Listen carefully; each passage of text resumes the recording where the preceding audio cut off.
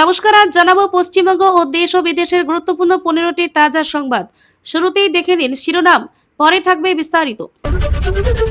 গ্রাম প্রধানদের হাত থেকে কেড়ে নেওয়া হলো ক্ষমতা, বিধানসভায় পাশ বিল। সেবাশ্রয় দুর্নীতি নিয়ে বিধানসভায় বিবৃতি, শুভেন্দু চিটিংবাজ ভাইপোকে কেউ বসাতে পারবে না, হুঁশিয়ারি মুখ্যমন্ত্রীর।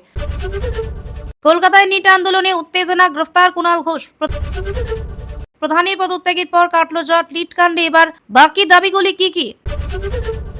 রেশন গ্রাহকদের জন্য বড় আপডেট, গাড়ি থাকলে হতে পারে বিশেষ যাচাই, জেনে নিন বিস্তারিত। কাস্ট সার্টিফিকেট নিয়ে নয়া নিয়ম জারি করল রাজ্য সরকার। কপাল খুলবি আবেদনকারীদের, আগস্টে অন্নপূর্ণা যোজনার টাকা ছাড়ার আগেই বড় নির্দেশ মুখ্যমন্ত্রীর। প্রধানের ইস্তফার পরে জরুরি বৈঠকে মোদী সহ তলব একাধিক রাজ্যের নেতাদের, বড় সিদ্ধান্তের অপেক্ষা। হাসপাতালে সোনামকে আটকানোর চেষ্টা, রাঞ্চোর হুঙ্কার, আমায় গ্রেফতার করুন, ভাইরাল ভিডিও। নলহাটিতে এনআইএ অভিযানে উদ্ধার বিপুল বিস্ফোরক, নাশকতার ছক নাকি অন্য কিছু? মন্দিরে চুরির পরে বোধোদয় দেবালয় সামগ্রী ফিরিয়ে আত্মসমর্পণ 3 চোরের। বারুইপুরে গণপিটুনিতে গ্রেপ্তার আরো এক ধৃত, 8 জনকে জেরার সূত্র ধরেই জালি অভিযুক্ত। কালিয়াগঞ্জে মৃত্যুঞ্জয় খুন থেকে প্রিজন ভ্যানে কালী, আইপিএস সহ 5 পুলিশ কর্মীকে গ্রেপ্তার শুভেন্দুর। পুলিশ আদালতের না মিছিলে নাছর, মমতার ধাক্কা মহিলা পুলিশকে, স্কুটিতে চেপে ছাড়লেন ঘটনাস্থল। টালিগঞ্জে কলেজে 100 কোটি তছরূপ, প্রাক্তন বাম নেতা গ্রেফতারি দাবিতে বিধানসভায় সরব পাপিয়া। এতক্ষণ শুনলেন খবরের শিরোনাম, এবার আসছে বিস্তারিত খবরে। রাজ্যে পালাবদলের পর বেশিরভাগ গ্রাম প্রধানদের দেখা যাচ্ছে না, ব্যাহত হচ্ছে পঞ্চায়েতের কাজ। কয়েকদিন আগে এই অভিযোগ তুলে পঞ্চায়েত মন্ত্রী দিলীপ ঘোষ জানিয়েছিলেন, উন্নয়নের কাজে অব্যাহত রাখতে গ্রাম প্রধানদের হাত থেকে আর্থিক ক্ষমতা কেড়ে নিয়ে নতুন বিল আনা হবে। সেই মতো শনিবার বিধানসভায় পেশ হয় পঞ্চায়েত সংশোধনী বিল, আর বিপুল সমর্থন পেয়ে পাশ হয়ে গেল সেই বিল। পঞ্চায়েত সংশোধনী বিলে ভোটাভুটির দাবি জানিয়েছিলেন কালীঘাট তৃণমূলের বিধায়ক শোভনদেব চট্টোপাধ্যায়। ভোটাভুটিতে বিলের পক্ষে ভোট দেন 169 জন, বিপক্ষে পরে 13 জনের ভোট, আর 32 জন বিধায়ক ভোটদানে বিরত থাকেন। বিধানসভায় কি বললেন দিলীপ ঘোষ? পঞ্চায়েত সংশোধনী বিলের উপর আলোচনায় জবাবি ভাষণে তৃণমূলকে নিশানা করেন পঞ্চায়েত মন্ত্রী দিলীপ ঘোষ। বলেন, অনেকে পঞ্চায়েত টিকিট কিনেছিলেন, পঞ্চায়েত সমিতির টিকিট কিনেছিলেন, জেলা পরিষদের টিকিট কিনেছিলেন, এখনো সেই টাকা শোধ হয়নি। 2 বছর আগেও যদি পঞ্চায়েতে অন্য কেউ চলে আসে, সেই টাকার জন্য আপনাদের দুঃখ। একই সঙ্গে তিনি বলেন, বাংলায় একটা কথা আছে, উপরে ভগবান আর নিচে প্রধান। যে জন্য পঞ্চায়েত ব্যবস্থা নিয়ে এত বদনাম হচ্ছে, আপনার বাড়ি 3 তলা নয়, কিন্তু প্রধানের বাড়ি 3 তলা। বিলের প্রয়োজনীয়তার কথা উল্লেখ করে দিলীপ বলেন, দরকার ছিল না এই বিলের, কিন্তু একটা মানুষের জন্য সব আটকে যাবে তা হবে না। প্রধান অনুমতি দেবেন, সই করবেন, সচিব, সহকারী সচিব, বিডিও, এসডিও, ডিএম সই করলে অসুবিধা হয় না, আর সচিব, সেক্রেটারি সই করলে অসুবিধা। কাটমানি খাওয়া বন্ধ করবে এই বিল, কারণ কাটমানি না দিলে প্রধান সই করেন না, তাই আজ এই বিল। তৃণমূলকে কটাক্ষ করে দিলীপ আরো বলেন, গোটা দেশে একমাত্র প্রধানদের সই করার ক্ষমতা পশ্চিমবঙ্গে আছে। পঞ্চায়েত ভোট নিয়ে এত সমস্যা, হিংসা, আপনাদের দুঃখ প্রধানদের জন্য নয়, আপনাদের দুঃখ তাদের টাকার জন্য। প্রধানদের উদ্দেশ্যে দিলীপ বলেন, সরকারকে অপদস্থ করতেই আজ আপনারা পঞ্চায়েতে আসছেন না। অনেক বিধায়ক আমায় বলেছিলেন যে ভেঙে দিন পঞ্চায়েত, আমায় অধিকার দেওয়া হয়নি পঞ্চায়েত ভেঙে দেওয়ার, আমায় গড়ার অধিকার দিয়েছে। আম জনতার কাজ করার জন্য আইনে কোনো পরিবর্তন হয়নি জানিয়ে পঞ্চায়েত মন্ত্রী বলেন, সাময়িকভাবে পঞ্চায়েত চালানোর জন্য এই ব্যবস্থা করা হয়েছে। গরিব মানুষ যাতে পরিষেবা পায় তার জন্য সামান্য পরিবর্তন করে তাদের পরিষেবা নিশ্চিত করতেই এই বিল এনেছি, কিন্তু কোনো আইন বদল করিনি। কাটমানি খাবার অধিকার ছিনিয়ে নিচ্ছি।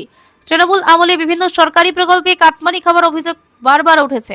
সে কথা উল্লেখ করে দিলীপ বলেন, গরিব মানুষ কাজ করে টাকা পায়নি, প্রধান সই না করলে গরিবের পকেটে টাকা যাবে না। কে দিয়েছে এই অধিকার? আমরা তাই সাময়িকভাবে এই ব্যবস্থা করেছি। সংবিধানের অধিকার ছিনিয়ে নেওয়া হয়নি, কাটমানি খাবার অধিকার ছিনিয়ে নিচ্ছি। একটা রাস্তার টেন্ডার স্বভাবে, কিন্তু কাটমানি সেই অধিকার থাকবে না। বিলে সই করবেন সেক্রেটারি, শুধু অনুমতি দেবেন প্রধান। কেন্দ্রের কাছ থেকে 100 দিনে কাজের টাকা আবার আসবে জানিয়ে দিলীপ বলেন, 100 দিনের টাকা আবার আসবে, কাজ হবে, কিন্তু সেই টাকা মানুষের হাতে যাবে, আমরা চাই। তাই এই বিলে সংশোধন। নামনা করে অভিষেক বন্দ্যোপাধ্যায়কে চিটিংবাজ বলে কটাক্ষ করলেন মুখ্যমন্ত্রী শুভেন্দু অধিকারী। একই সঙ্গে তার হুঁশিয়ারি, কেউ বাঁচাতে পারবে না অভিষেককে, যথাসময়ে সব ব্যবস্থা নেওয়া হবে। সেবাশ্রয় দুর্নীতির অভিযোগ নিয়ে বিধানসভায় বিবৃতি দিতে গিয়ে এভাবেই অভিষেককে এক হাত নিলেন শুভেন্দু। সেবাশ্রয় নিয়ে ব্যাপক দুর্নীতির অভিযোগ উঠেছে। তৃণমূল সাংসদ অভিষেক বন্দ্যোপাধ্যায়ের বিরুদ্ধে ইতিমধ্যে একাধিক এফআইআর করা হয়েছে। এবার মুখ্যমন্ত্রীর আশ্বাস, সেবাশ্রয়ে যারা ক্ষতিগ্রস্ত হয়েছেন তাদের কাউকে ছাড়া হবে না, কেউ বাঁচাতে পারবে না। সেবাশ্রয় নিয়ে কি ব্যবস্থা নিয়েছে রাজ্য সরকার সেই বিষয়ে এদিন বিধানসভায় বিবৃতি দেন শুভেন্দু অধিকারী। তার আগে সেবাশ্রয় নিয়ে ওঠা অভিযোগগুলি একের পর এক তুলে ধরেন বিধানসভায়। বলেন, ভাইপুর সেবাশ্রয় ক্যাম্পের স্ক্যাম, বিষ্ণুপুরে একাধিক অভিযোগ হয়েছে। এরপরই অভিষেককে নাম না করে চিটিংবাজ বলে কটাক্ষ করেন। বেশ কিছু ছবি দেখান বিধানসভায়। সেবাশ্রয়ের জন্য যাদের পা খোয়াতে হয়েছে, হাত খাওয়ানোর অভিযোগ উঠেছে, সেই ছবিগুলি বিধানসভায় দেখান তিনি। বলেন, এক্স-রে ইউএসজি মেশিন বাইরে নিয়ে গিয়েছে, মেডিকেল কলেজের ডাক্তারদের বাইরে নিয়ে গিয়েছে। এত খুনের মামলা একবার ঢুকলে বেরোবে না, কেউ বাঁচাতে পারবে না। আগে তো সবাইকে তুলবো, সব মেশিন বাজেয়াপ্ত হয়েছে। শুভেন্দু আরো বলেন, দিলীপ মণ্ডলের গোডাউন থেকে 2025 সালে ওষুধ বাজেয়াপ্ত করা হয়েছে। 2021 সালে এক্সপায়ারি ডেটের ওষুধ পাওয়া গিয়েছে। এরপরই একটি চিঠির উল্লেখ করেন শুভেন্দু। ডায়মন্ড হারবার মেডিকেল কলেজে চিকিৎসককে, চিঠির নাম রাজীব বিশ্বাস। সেবাশ্রয় নিয়ে অভিযোগ তুলে শুভেন্দুকে চিঠি লেখেন তিনি। সেই চিঠি বিধানসভায় পড়ে শোনান শুভেন্দু অধিকারী। সেবাশ্রয় নিয়ে কি ব্যবস্থা নিয়েছে রাজ্য সরকার, এরপরই সেবাশ্রয় নিয়ে কি ব্যবস্থা নিয়েছে রাজ্য সরকার সেই তথ্য তুলে ধরেন শুভেন্দু অধিকারী। বলেন, আমরা ব্যবস্থা নিয়েছি, কেন্দ্রীয় সরকারি অ্যাটমিক এনার্জি বিভাগ, স্বাস্থ্য দফতরকে চিঠি দিয়েছি। আমরা এক্স-রে মেশিন বাজেয়াপ্ত করেছি, ইউএসজি মেশিন বাজেয়াপ্ত করেছি, এক্সপায়ারি ওষুধ বাজেয়াপ্ত করেছি। ডায়মন্ড হারবার ও নন্দীগ্রামে সেবাশ্রয় প্রকল্পে সরকারি যে অর্থ ব্যয় হয়েছে, সরকারি যে ডাক্তারদের ডিউটি দেওয়া হয়েছিল, সেগুলোর বিরুদ্ধে আমরা করেছি। সিআইডি, এসটিএফ, জেলা পুলিশের নিয়ে ব্যাপক তদন্ত হচ্ছে। সেবাশ্রয় ক্যাম্পে যারা ক্ষতিগ্রস্ত হয়েছেন তাদের প্রত্যেকটি অভিযোগকে এফআইআর হিসাবে নেওয়া হয়েছে। নিশ্চিন্তে থাকুন, যারা এত বড় অপরাধ করেছেন তাদের ছাড়া হবে না। সময় কথা বলবি, সব প্রমাণ নেওয়া হচ্ছে, যথাসময়ে ব্যবস্থা নেওয়া হবে। গ্রেফতার হলেন তৃণমূল বিধায়ক কুণাল ঘোষ। রাজ্য রাজনীতিতে নতুন উত্তেজনা। বেলেঘাটা তৃণমূল বিধায়ক কুণাল ঘোষকে 25 জুলাই কলকাতায় নেট কেলেঙ্কারি প্রতিবাদে আয়োজিত একটি মিছিলে অংশ নেওয়ার জন্য পুলিশ সাময়িকভাবে আটক করেছে। কলকাতা হাইকোর্টের স্পষ্ট নিষেধাজ্ঞা অমান্য করে মিছিলটি বের করার অভিযোগে তার সঙ্গে বৈশ্বনাথ চট্টোপাধ্যায় সহ একাধিক তৃণমূল নেতাকে আটক করা হয়েছে। এই ঘটনাটি ঘটেছে পদ্মপুকুর এলাকায়। নিট পরীক্ষার দুর্নীতি অব্যবস্থাপনার প্রতিবাদে তৃণমূল কংগ্রেস এই মিছিলের আয়োজন করেছিল, কিন্তু হাইকোর্ট আগেই এই ধরনের মিছিলের ওপর নিষেধাজ্ঞা জারি করেছিল। আদালতের নির্দেশ অমান্য করে মিছিল যখন পদ্মপুকুরের দিকে এগোতে থাকে তখন উত্তেজনা ছড়িয়ে পড়ে। পুলিশ বাধা দিলে দুপক্ষের মধ্যে কলকাতা বাগবিতণ্ডা শুরু হয়। পরিস্থিতি নিয়ন্ত্রণে আনতে পুলিশ কুণাল ঘোষ, বৈশ্বনাথ চট্টোপাধ্যায় সহ কয়েকজন নেতাকে আটক করে। কুণাল ঘোষকে আটকের খবর ছড়িয়ে পড়তেই তৃণমূল শিবিরের চাঞ্চল্য দেখা দেয়। দলের একাংশ এটাকে রাজনৈতিক প্রতিহিংসা বলে অভিহিত করেছে। তৃণমূলের এক নেতা বলেন, ছাত্রদের ভবিষ্যৎ নিয়ে যখন সারা দেশ ক্ষোভ, তখন প্রতিবাদ করাও অপরাধ হয়ে গেল। আদালতের নির্দেশ মেনে চলার পাশাপাশি গণতান্ত্রিক অধিকার রক্ষা করতে হবে। অন্যদিকে পুলিশের পক্ষ থেকে বলা হয়েছে, আদালতের নিষেধাজ্ঞা অমান্য হলে আইন অনুসারে ব্যবস্থা নেওয়া হয়েছে। কাউকে বিশেষ ছাড় দেওয়া হয়নি। এই ঘটনা রাজ্যের নিট কেলেঙ্কারি নিয়ে চলতি বিতর্ককে আরো উস্কে দিয়েছে। সারা দেশে নিট পরীক্ষার দুর্নীতি নিয়ে ছাত্রছাত্রীদের আন্দোলন চলছে। পশ্চিমবঙ্গেও তৃণমূল কংগ্রেস এই ইস্যুতে সরব হয়েছে, কিন্তু হাইকোর্টের নিষেধাজ্ঞার কারণে মিছিল করা সম্ভব হয়নি। ফলে দলের নেতারা আদালতের নির্দেশ অমান্য করার অভিযোগ করেছেন। আন্দোলনকারীদের বেঁধে দেওয়া চরম সীমার মুখে শেষ পর্যন্ত পদত্যাগ করলেন কেন্দ্রীয় শিক্ষামন্ত্রী ধর্মেন্দ্র প্রধান। শনিবার দুপুরে তার এই ইস্তফার পরে নেট ইউজি প্রশ্ন ফাঁস কাণ্ড নিয়ে চলা দীর্ঘদিনের তীব্র অসন্তোষ জট অনেকটাই কাটল। তবে শিক্ষামন্ত্রী অপসারণের পর এইবার আন্দোলনকারীদের বাকি দুটি মূল দাবি নিয়ে কেন্দ্রের সঙ্গে পরবর্তী দফার বৈঠকে বসার প্রস্তুতি শুরু হয়েছে। বাকি দুই দাবি নিয়ে আন্দোলনকারীরা শনিবার কেন্দ্রের সঙ্গে তৃতীয় দফার বৈঠকের আগে সিজেপি নেতৃত্ব নিট আন্দোলনকারীরা স্পষ্ট জানিয়ে দিয়েছিলেন যে শিক্ষামন্ত্রী পদত্যাগ না হলে আলোচনার টেবিলে বসার কোনো প্রশ্নই ওঠে না। মন্ত্রীর ইস্তফা আদায়ের পর এবার তাদের নজরে রয়েছে বাকি দুই গুরুত্বপূর্ণ দাবি। আন্দোলনরত পড়ুয়া ও প্রতিবাদীদের বিরুদ্ধে কোনো ধরনের আইনি পদক্ষেপ বা পুলিশি মামলা করা যাবে না। পরীক্ষার প্রশ্ন ফাঁস এবং পরবর্তীতে তা বাতিলের জেরে যে সমস্ত পরীক্ষার্থী মানসিক অবসাদে আত্মহত্যা করেছেন তাদের প্রতিটি গ্রেভেং পরিবারকে 1 কোটি টাকা করে আর্থিক ক্ষতিপূরণ দিতে হবে। এর আগে শুক্রবার সিজেপি প্রতিনিধি সৌরভ দাস ও আশান্তোষ রাঙ্কায় সঙ্গে সরকারি পক্ষে কেন্দ্রীয় মন্ত্রী জেপি নাড্ডা ও জিতেন্দ্র সিং এর দীর্ঘ বৈঠক হয়, কিন্তু ধর্মেন্দ্র প্রধানের ইস্তফার দাবিতে আন্দোলনকারীরা অনড় থাকায় সেই বৈঠক অসমাপ্তই থেকে যায়। এরপর শনিবার দুপুরে প্রধানমন্ত্রী নরেন্দ্র মোদীর কাছে নিজের পদত্যাগপত্র পাঠিয়ে দেন ধর্মেন্দ্র প্রধান। ইস্তফাপত্রে ধর্মেন্দ্র প্রধান উল্লেখ করেছেন যে গত 10 দিনে ঘটনাক্রমে তার মন ভারাক্রান্ত। রাষ্ট্রবিরোধী শক্তিগুলি যাতে এই পরিস্থিতির সুযোগ নিয়ে কোনো বিশৃঙ্খলা সৃষ্টি করতে না পারে এবং দেশের পড়ুয়াদের ভবিষ্যৎ যাতে কোনো আইনি জটিলতায় না পড়ে সেই কথা মাথায় রেখেই তিনি সরে দাঁড়িয়েছেন। এখন রাজনৈতিক মহলে নজর রয়েছে কেন্দ্রের সঙ্গে আন্দোলনকারীদের পরবর্তী বৈঠকের দিকে। যেখানে অবশিষ্ট 2 দাবি নিয়ে চূড়ান্ত সিদ্ধান্ত হতে পারে। জাতিগত শংসাপত্র পেতে জমির পুরনো দলিল আর দেখাতে হবে না সাধারণ মানুষকে। রাজ্যের অনগ্রসর কল্যাণ দপ্তর স্পষ্ট জানিয়ে দিয়েছে, শংসাপত্র পাওয়া বা পুনরায় যাচাইয়ের ক্ষেত্রে জমির দলিল আর বাধ্যতামূলক নয়। বিভিন্ন জেলায় 1950 সালে জমির দলিল নথি চাওয়া নিয়ে অভিযোগ ও অসন্তোষ বাড়ার পরই এই নির্দেশিকা জারি করা হয়েছে। জাতিগত শংসাপত্রের নতুন নির্দেশিকা রাজ্যের অনগ্রসর কল্যাণ দপ্তরের সাম্প্রতিক বিজ্ঞপ্তিতে বলা হয়েছে, জাতিগত শংসাপত্রের জন্য আবেদন করার সময় জমির দলিল না থাকলেও সমস্যা হবে না। তার পরিবর্তে আবেদনকারী ভোটার কার্ড, আধার কার্ড বা রেশন কার্ড জমা দিতে পারবেন। এছাড়া বাবা মায়ের জাতিগত শংসাপত্র প্রমাণ হিসেবে গ্রহণ করা হবে। দপ্তর আরও জানিয়েছে, কেউ যদি নিজে তপশিলি জাতি বা তপশিলি উপজাতি, এসসি এসটি পরিচয় প্রমাণের জন্য বংশ তালিকা বা বংশ লতিকা জমা দিতে পারেন, সেটিকেও বৈধ নথি হিসাবে ধরা হবে। সম্প্রতি বিভিন্ন জেলা ও মহকুমা প্রশাসনের তরফে জাতিগত শংসাপত্র যাচাইয়ের সময় আবেদনকারীদের কাছে 1950 সালে আগের জমির দলিল চাওয়া হচ্ছিল, কিন্তু এত পুরনো নথি অনেক পরিবারের কাছেই নেই। ফলে সাধারণ মানুষের প্রশ্ন উঠতে শুরু করেছে। এই পরিস্থিতিতে রাজ্য সরকার পুরনো নিয়মের কথা ফের মনে করিয়ে দিয়েছে। দপ্তরের বিজ্ঞপ্তিতে উল্লেখ করা হয়েছে, 2014-2015 সালে সরকারি নির্দেশিকাতেও জমির দলিলকে বাধ্যতামূলক করা হয়নি। সেই নীতিকেই রাজ্য জুড়ে সমানভাবে কার্যকর করতে নতুন করে এই নির্দেশ জারি করা হয়েছে।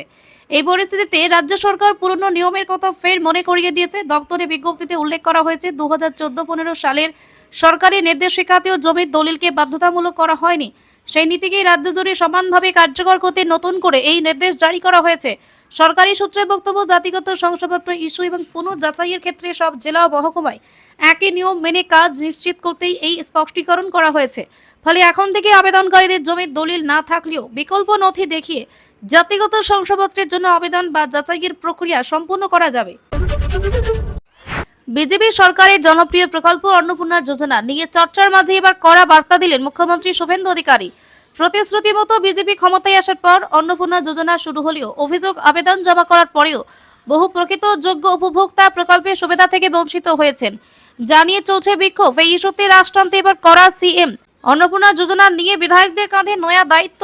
অন্নপূর্ণা যোজনা শনিবার বিধানসভার নৌসার আলী কক্ষে আয়োজিত বিজেপির পরিষদীয় দলের বৈঠকে আলোচনায় সরকারি সুবিধার প্রকৃত যোগ্যদের বাদ পড়া ও অযোগ্যদের তালিকাভুক্ত হওয়ার বিষয় নিয়ে অসন্তোষ প্রকাশ করেন মুখ্যমন্ত্রী। সাধারণ মানুষের সমস্যা সমাধানে দলীয় জনপ্রতিনিধিদের ময়দানে নেমে দ্রুত ত্রুটিমুক্ত তালিকা তৈরি করতে নির্দেশ দেন মুখ্যমন্ত্রী। এদিন প্রকল্পের বাস্তব রূপায়ণে প্রশাসনিক স্তরে বেশ কিছু সমস্যা রয়ে গেছে বলে মনে নেন মুখ্যমন্ত্রী। একই সাথে বিরোধীরা ইচ্ছাকৃতভাবে এই প্রকল্পকে কেন্দ্র করে বিতর্ক অপপ্রচারের যে চেষ্টা করছে তা নিয়ে ক্ষোভ প্রকাশ করেন মুখ্যমন্ত্রী বলেন, প্রকৃত যাচাই না করে বেশ কিছু ক্ষেত্রে সচ্ছল বা অযোগ্য মানুষের নাম ভুয়োভাবে তালিকায় ঢোকানো হয়েছে।